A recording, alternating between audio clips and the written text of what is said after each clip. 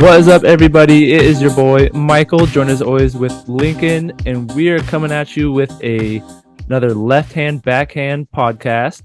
But we have a special show today. It's a bonus episode. Yeah, a little bit of a bonus episode. This is going to be Disc Golf 101.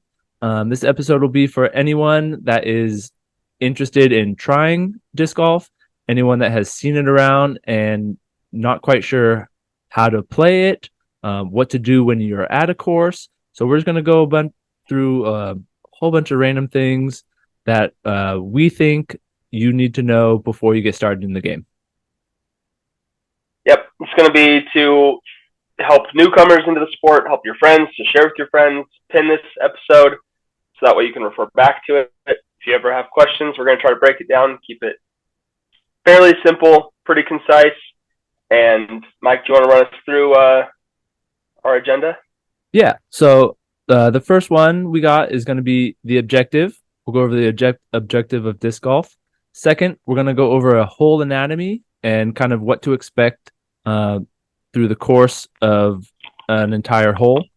Then we'll go over some unique rules to the sport of disc golf. Then we'll go into the tools and equipment used to play. And then we're going to finish it off with some tips and tricks from ourselves to help make the game a little bit more fun and enjoyable. Sweet. Sound good? Let's get into it. Cool. All right. So number one, the objective of disc golf. Do you want to take that away? Yeah. So the name kind of gives it away a little bit. The format is very similar to golf in that you are trying to get a disc or a frisbee, as some people like to call it, into a target. So in most cases, that would be a basket. And the objective is to get it from the tee pad or the starting point of the hole all the way to the basket in as few of throws as possible. And the scoring format is similar to golf in that you have a par, or what is considered the standard, to try to get it into the basket. And if you do one better than par, then that's a birdie. If you do one worse, that's a bogey. And so the naming functionality still follows a similar, sort I'm looking for, just similar format to golf. However, in disc golf, you'll see a lot more birdies as you get better and better in disc golf compared to golf. It took me a long time to get a birdie in actual golf, but in disc golf, it didn't take me too long to get my objective achieved a little faster. So it's a very quick-paced sport that you can learn quickly. You can get hooked and addicted like we did, and then all of a sudden have your own podcast one day. There you go. Yep. So yeah, objective is to throw the frisbee less times than your competition and your friends. Yep. Okay. Next, we're going to go into the hole anatomy. So this is kind of what you expect when you walk up to the first hole, the 10th hole, anything that is on the course to play. So right off the bat, there should be a T sign. Most courses have them. They're going to be a little placard next to the tee pad. It's going to be just kind of show you the direction that the hole goes, normally with some water hazards or places to avoid. On that, it'll tell you the distance from the tee pad to the basket. That's going to be measured in feet, not yards like in golf, and we don't use the metric system, so it's not going to be in meters. And then it'll also tell you the par, which is the standard amount of shots and throws that it is expected to complete the hole. Right? So, exactly right. So, for an example, if we walk up to hole 1 at a course close to you at Huntington Beach, you would see a layout of the hole kind of from an aerial view. Mm-hmm. You'd see it's probably, we'll say 280 feet. Yep. And it'll show the basket will go kind of straight down a fairway and then to the right. So you start from the tee pad, and it'll show you where the basket's at and give you a rough view of how to achieve the hole. And in most courses, you will have either concrete tee pads or something designated as a tee pad area. Sometimes it will be just dirt tee areas. I don't know why we call them tees if we're not using actual tees in golf. But that's just, again, the naming convention that we've chosen to use. Yep. And you'll see sometimes different courses will have extra basket locations, and it'll usually identify, okay, we're going to put this in the A location or the B location, and so on, to help the player identify how far they actually need to throw their shot. Yep. Perfect. So after you throw it off of the tee pad, your disc will land somewhere in the fairway. In the fairway, there are often bushes, there are often trees, there is sometimes a creek that runs through the fairway. There are sometimes ponds that you have to avoid. So there are a lot more obstacles on a disc golf fairway than there are on a ball golf fairway. Ball golf fairway, you have the nice manicured cut grass all the way from tee to green. Whereas in disc golf, you can have a tree right there in the middle that you have to try throw to the left or right of, and a lot more obstacles to throw. But what is unique is when you're in the middle of the fairway, you don't have to. The ground conditions don't make as big a factor as in ball golf because the frisbee's up in the air. You're standing and throwing over a lot of things instead of having to play off of the ground. Right, and we'll get into this a little more in a little bit.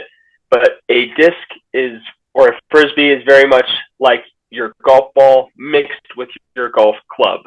So you're throwing the same, like you would hit a 7-iron in golf, you would throw a driver or you'd throw a putter, and so you change your disc based on the shot that you're wanting to throw.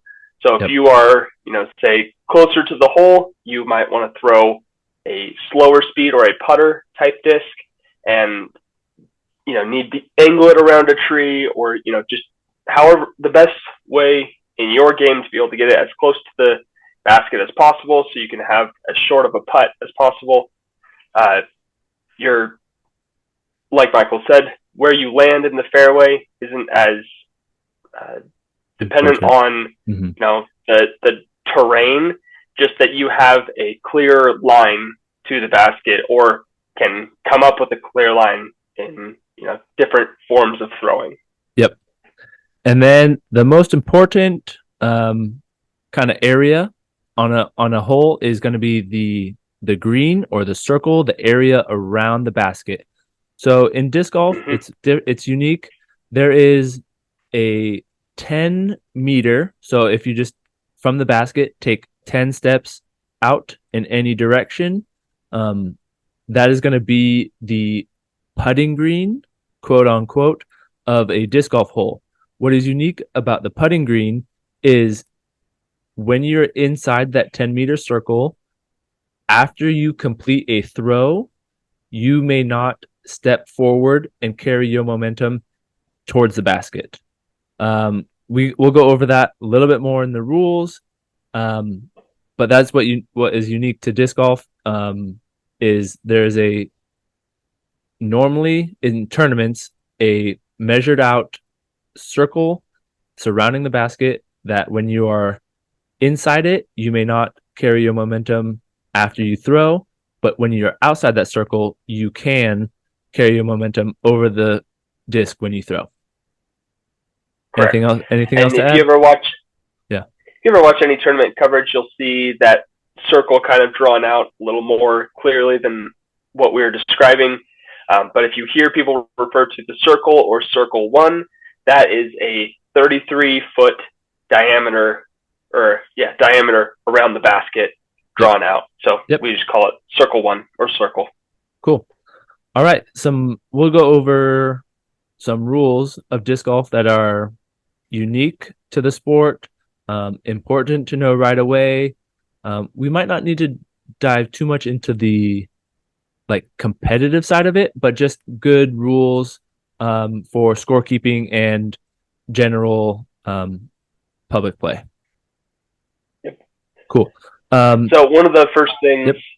Michael talked about this earlier, on a tee pad or on a tee sign, you would typically see, where the basket is, but you also might see some OB drawn out. So for instance, if there's like a walking path that would say, path and beyond is out of bounds, and it would show water, and if you threw into water, and so we wanted to talk about how you deal with out of bounds in disc golf, because it's a little bit different than golf, and also just helping keep players safe, keep spectators if you're playing in a public park.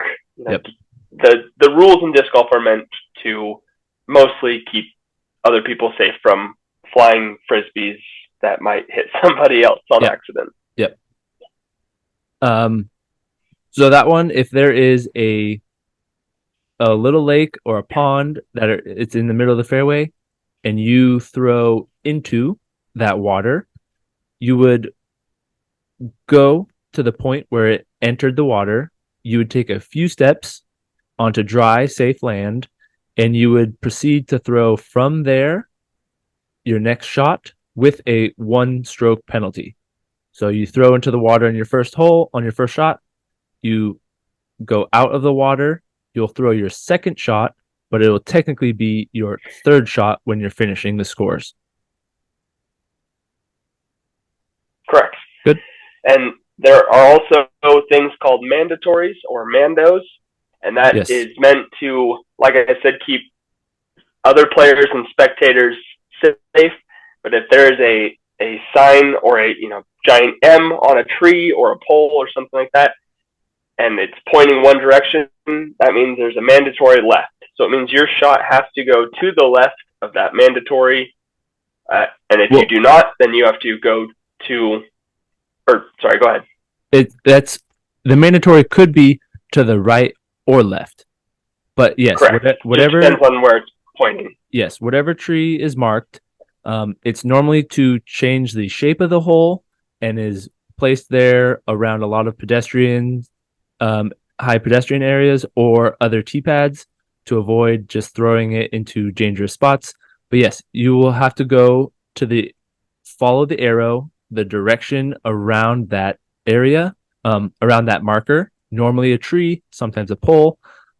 If you miss it and you go the side that's not on the arrow, you will take your next throw a few steps away from that mandatory tree with a penalty stroke. Correct. Yep. And oftentimes on certain holes, there will be either a drop zone designated, or you will just have to cross to where it last was in bounds. So if you miss the mandatory super early, you either go to a drop zone by the mandatory itself, or where it crossed out of bounds.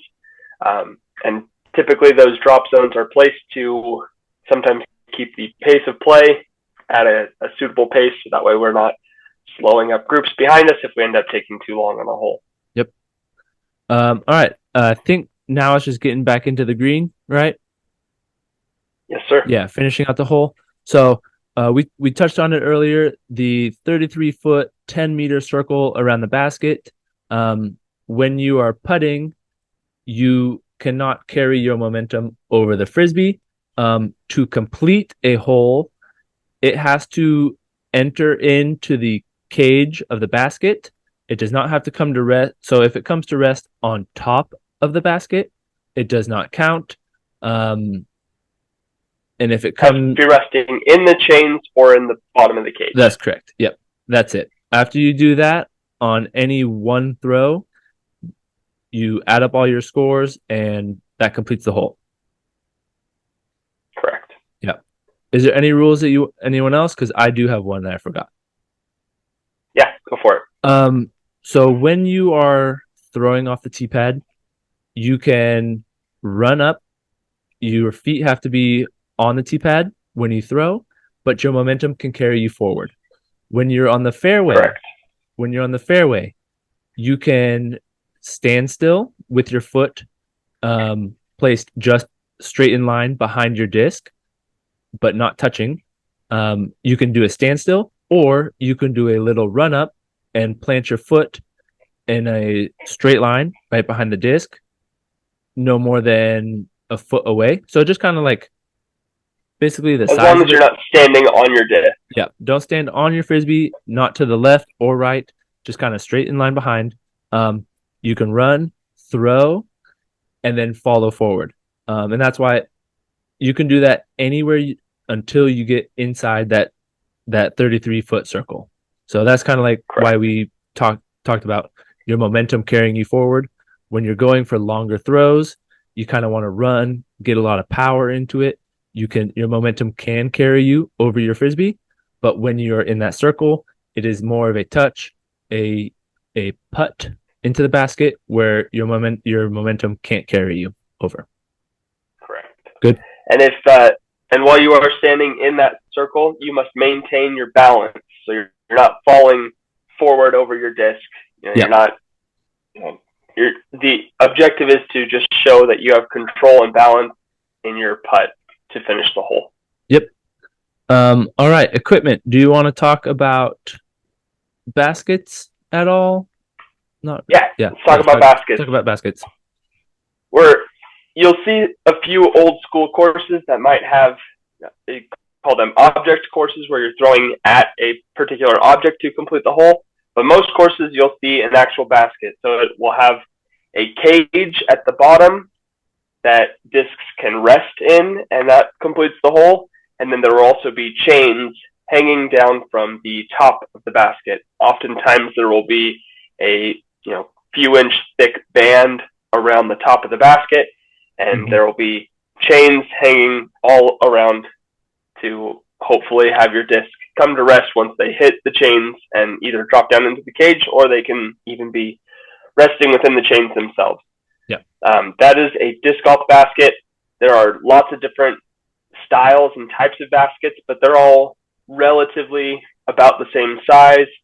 They have mostly the same amount of chains, and so you'll see some differences, but for the most part, they're going to be close to the same standardization. Yeah.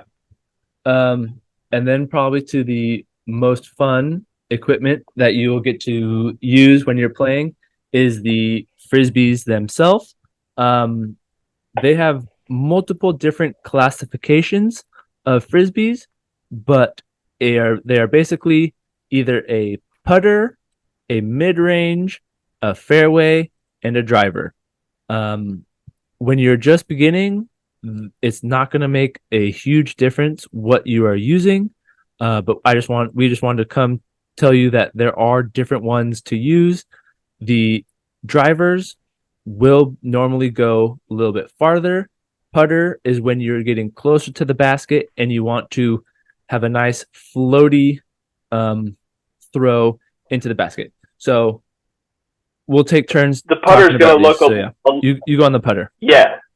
Perfect. Yeah, the putter's going to look and feel a little bit more similar to that beach frisbee or an ultimate frisbee or a catch frisbee. It's going to have that same kind of rounded edge, but it's going to be a lot smaller in diameter, but it's actually going to weigh close to the same amount. And you'll see a weight difference in the discs that you end up purchasing, anywhere from 150 grams to 175 grams or so is pretty common. But the putters are going to be kind of smaller diameters than that ultimate catch frisbee that you've probably seen or played with before. And this is meant to be a little bit straighter, a little more accurate, to be able to just kind of toss straight into the basket. So when we say putt, that's kind of just our adaptation from golf, and we are just trying to get the disc and push it straight right into the basket in whichever way possible. There's lots of different ways to putt. Everybody does it differently, but all that matters is that it ends up in the basket. Yep. Perfect. The next one we got is a mid-range. So these are going to be a little bit shallower. It's going to have a little bit of a faster edge to it, but still not quite a sharp edge like a fairway or driver. They will be really comfortable to hold. They will most often go straighter similar to a putter, but because they're going to be shallower and a little bit more aerodynamic, you can get them to go a little bit faster and a little bit farther on your throws. So mid ranges are great frisbees to throw off the tee, in the middle of the fairway, or closer to the basket, because of how controllable and straight they normally tend to fly. Correct. You're going to get a higher percentage chance of keeping it to fly the way that you want it to, because it is not dependent on getting a lot of speed behind it. Whereas when we move up to a fairway driver, you'll hear us call them fairways, distance drivers, fairways. There's lots of different terms for them. We're just going to refer to them as fairways or fairway drivers and distance drivers or drivers in general. Mm-hmm. But when it comes to the faster discs, the drivers themselves, you'll see that they have a sharper edge to them. You'll see the diameter of the rim is fairly close to the size of a putter, but it's much more blunt and is a lot more shallow in the hand. Yep. And those are meant to get you your max distance, but they also require a lot more speed than a putter to fly the way that you would want it to, which more often than not is just straight and moving towards the basket. Yep. Cool. Do we have some tips and tricks now for any new players looking to get into the game? Yeah, absolutely. So a couple things we wanted to touch on. What is the flight of a disc?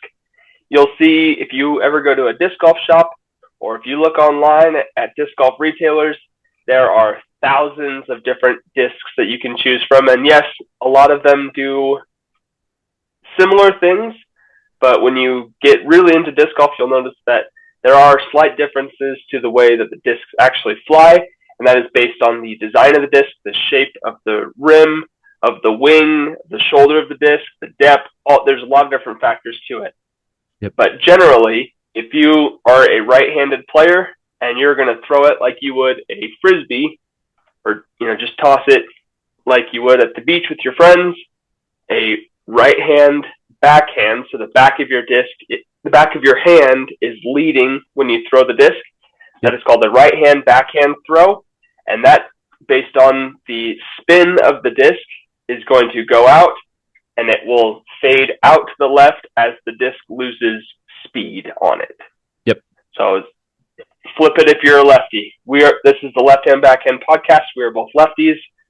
So if we throw it with our left hand and with the back of our hand leading, our disc is going to fade out to the right.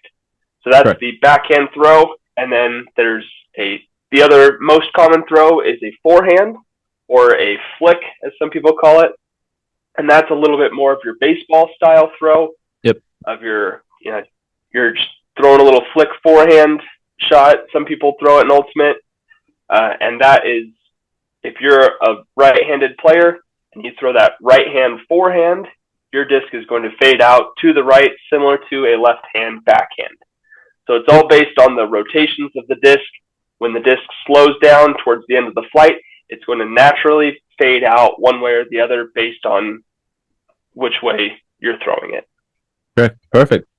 Another thing is another tip and trick is when you are throwing a frisbee from the tee pad or the fairway, you're going to want to turn your body perpendicular to your target.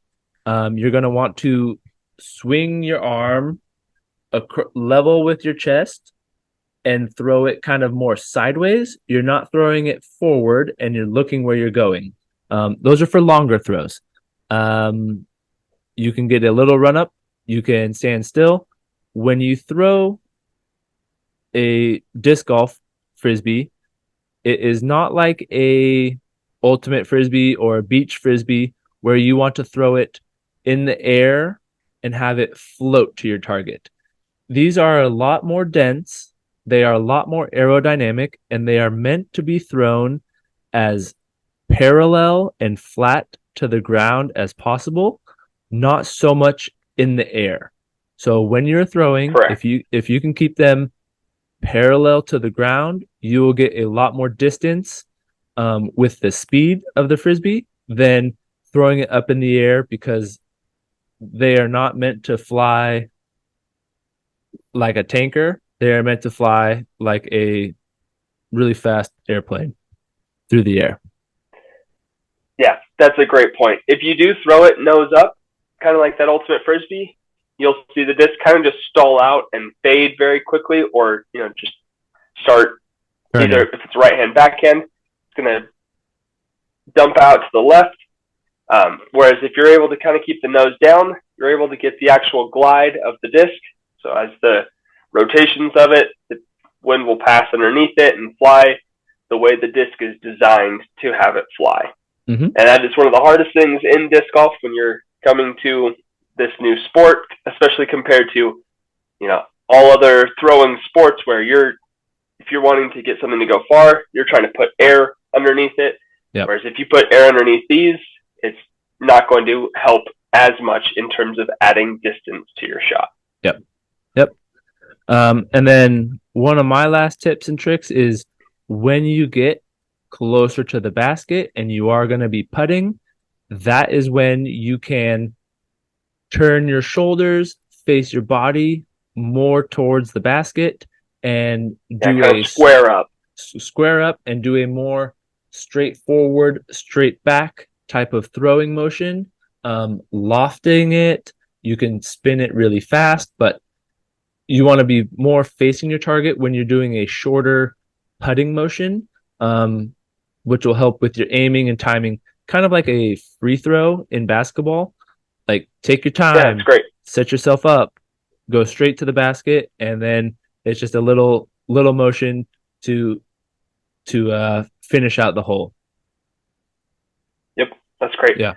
My last tip / trick to, especially as you're getting into disc golf, is to not think of it as much as it's just your arm throwing it, because it's only going to go as far as you can get spin from a small arm motion. It's a little bit more of like a lawnmower pole or something where you need to get your back and your legs into it. And if you're able to get your whole body throwing the disc, you're going to see it fly a lot faster and therefore go further distances. Yep. Of course, it's always more fun to have or see your disc fly a long ways in the air, because then it makes you feel cool when you can get closer to the basket faster than your friends. Yep. And hopefully get it in less shots. But that's the art of disc golf, is as you get into it and learn more, you'll find certain discs work for you and the way that you throw.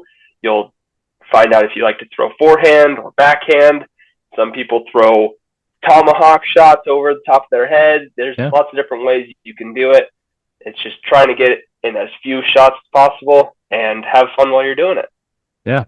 And if you have a good PE teacher, make sure you listen to them, because they know what they're talking about when it comes to throwing mechanics. So if they have new and different things to add to how to throw a frisbee, listen to them, give them a try, and it might work out for you in the end. And if you're interested in learning more about how to throw, the 201 level, just check us out, and we'll get you that next step level and try to help further your game. Because exactly. It just gets more fun the better you get. So yeah, awesome. So good luck to everyone out there getting into the sport. I hope you have fun. I know it's brought us a lot of joy in our lives, and it's something that we're going to continue doing for a long time. That's what makes it such a fun sport, is it does not require a lot of physicality, strength, or speed. It's just going out there, practice, have fun with your friends, playing in the park. So it's a good time, and not too taxing, but you're out there walking, getting your exercise and heart rate up. Absolutely. Perfect. Thanks for listening. All right, lefties out. See ya.